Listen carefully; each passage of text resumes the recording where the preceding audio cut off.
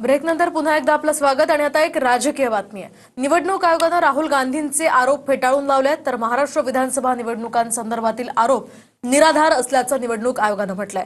महाराष्ट्रातील निवडणुकीमध्ये फिक्सिंग झाल्याचा आरोप राहुल गांधींनी केला होता आणि याच संदर्भात आता निवडणूक आयोगानं स्पष्टीकरण दिलेलं आहे। आपण पाहतो राहुल गांधींनी एक लेख प्रसारित केला होता आणि त्यामध्ये गंभीर स्वरूपाचे आरोप केलेले होते। त्यावर आता निवडणूक आयोगानं स्पष्टीकरण दिलंय।